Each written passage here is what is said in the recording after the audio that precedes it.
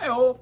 So if you were going to pick the key of A major, B minor, C sharp minor, D major, E major, F sharp minor, G sharp diminished, and then A again, you would know all 7 forms of the diatonic structure. A is the root, tonic.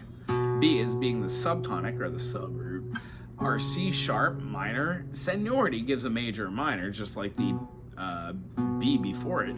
However, this one represents the third, which is the median, which determines whether it's major or minor. When we play our next note of having from the A, B, C sharp to the D, it's a major fourth. It's called the subdominant. It holds a little tension, but it's going somewhere.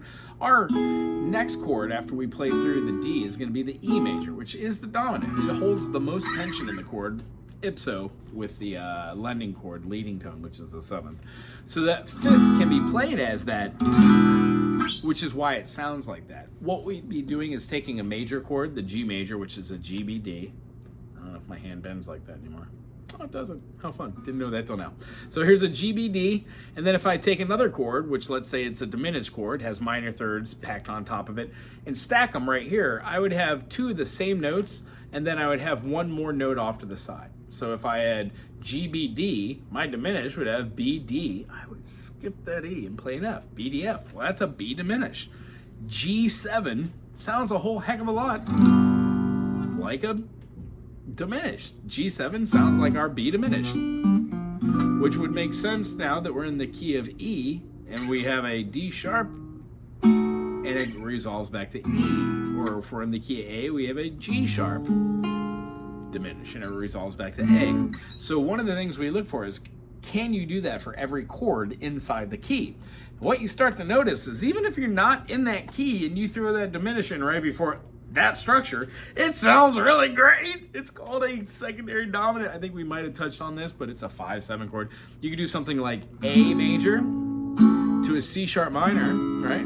So you're going from the 1 to the 3, but right before that 3, you could throw in a diminished, and it sounds great. A major to C sharp minor, A major to a C diminished, and it leads right into it, right? So what you can do is in the key of A, you can go, cool, G sharp diminished goes to A. Well, you'd have another diminished off of E flat diminished going into B minor. Not E flat, sorry about that, B flat diminished. Going into B minor. C, as we just talked about, going into D, you would have C diminished going into D major. You could have E flat diminished going into E major. The circle keeps going. You can go through the process of seeing that through each one of these. So that's one takeaway from just the major key. The next one is to see what the 7th looks like if it wasn't a diminished. A, B, C sharp, D, E, F sharp. Rather than G sharp, we play a G major and then an A. It's still a resolution. It's just not as la la. It's not as friendly. But what happens if we play a G major 7?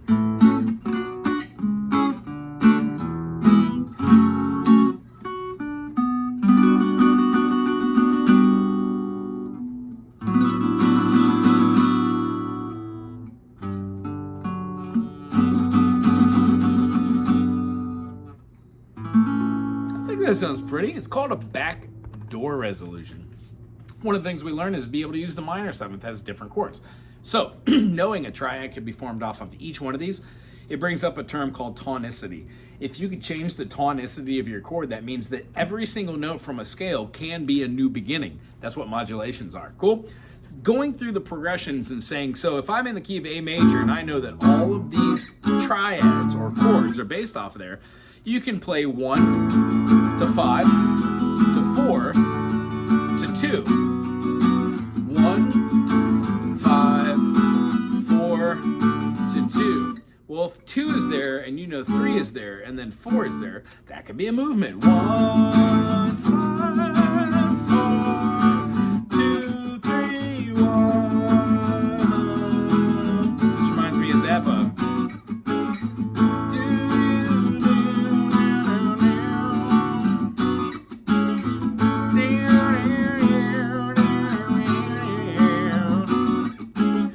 you don't have to always do those same things. If you know you're in the key of A, you can do a minor 6. Minor 6,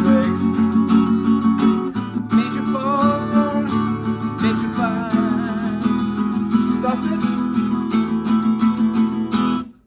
back to the 1. Music can move, and you don't need to be stuck with the same patterns over and over again.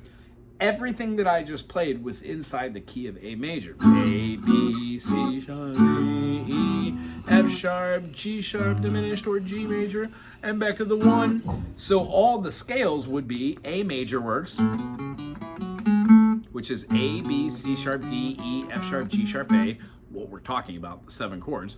If I moved to the next major chord, it would be on the 4. A, B, C, D. Well, D, E, F sharp, G, A, B, C sharp, D works as a major scale. All the notes inside D major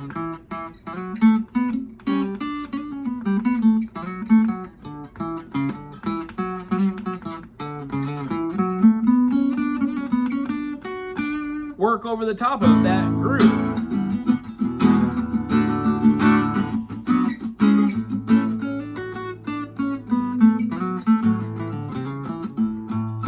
All those notes work. Some of them might have a little tweakiness, like you might want to over the top of a chord that doesn't have an F sharp in it, like let's say the C, when we are doing the not the C, but when we're doing the D major. The F sharp is the major 3rd, but then when we go down here and we were playing the B minor, the F sharp's down in the bass. When we played the E major, the F sharp makes the E sus. What I'm trying to point out is each one of the notes that you think might be right or wrong, as long as you stay within the diatonic 7 and maybe the minor 7th note, can relate to another chord. How does that note relate? What interval is it? What chords are made out of it? In what position are they? These are the questions we ask. That's how we delve into a chord. The other thing we do is we just write a couple tunes that are in there that utilize the different chord structures. So if you know you're in the key of A major, maybe try writing a 7, 6, 5, 4, 3, 2, 1. Go all the way backwards. So in that case, we would be playing what? We would have a G sharp diminished, F sharp minor, here comes our E major, to a D major,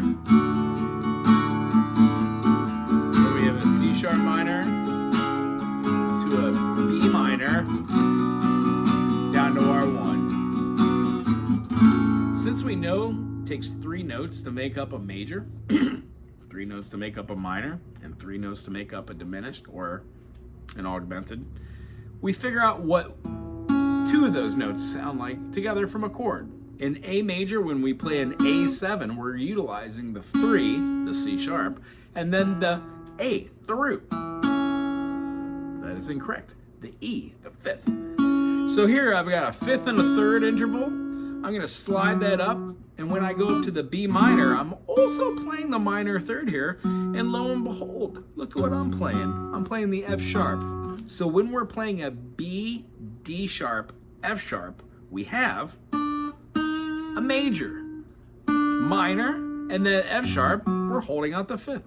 So you see how a 3-5 interval, when we pick out the majors and the minors for each one of these keys, start to become shapes that we use to play blues, reggae, rock and roll, all sorts of stuff. That's what I want you to dissect on your own. You don't always have to do the 3 and the 5. You can do the 1 and the 3. If you were doing this one, it's the 3 and the 5, then that must mean that this is the 1 and the 3. And what we come up with is these note structures like this that are like back to back. That is a 1 and 3 that is everywhere on this thing. It's everywhere. We just notice where they are after a period of time. So that, along with taking shapes like, let's say in the key of A major, B minor, C sharp minor, instead of going backwards to the D, you keep leading that D up. Then you keep going through the process of seeing its majors, minors to a diminished, or a half diminished, and then resolve. If you could go from one point to the other on a chord, you could then see how those notes can be used as harmonies, as 5 chords, adding the 3rd in, just playing in the middle, and then playing the whole chord, which exhibits all the strings. I hope that made sense. It's not too overwhelming. Anywho, that's a lot to work on just for 1 or 2 keys. When you do that, what you notice is each key provides you the modal structures. In the key of A, I'll just show you what they are and how they're relative. I hope you can figure out in your own key and why the tonality is this way. It's the intervals. A for A major, B for B minor, C sharp for C sharp minor, D for D major, E for E major, F for F sharp minor, and then we've got G sharp diminished, and then it goes back to A. Our tonality is 1, 2, 3, 4, 5, 6, 7, 1. We don't have to stop there. Sorry. And we can keep going on and on, but the first one is called A Ionian. That's what we learned from. The next one is called B Dorian. The reason why it's really cool is it has a natural 6.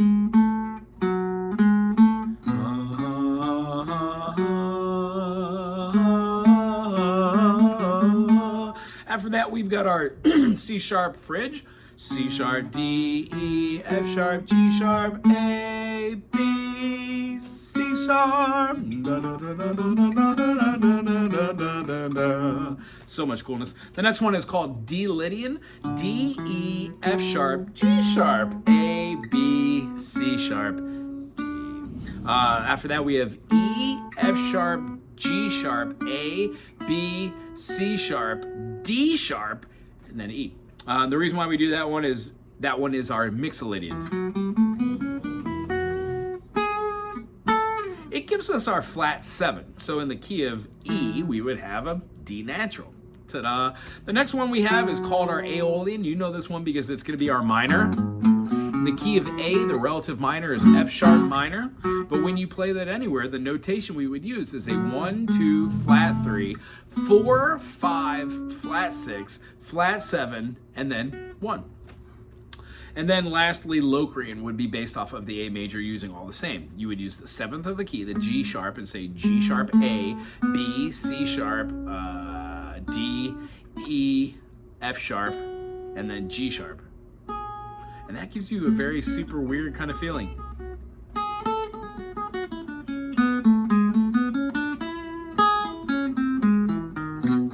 I use those a lot for like, to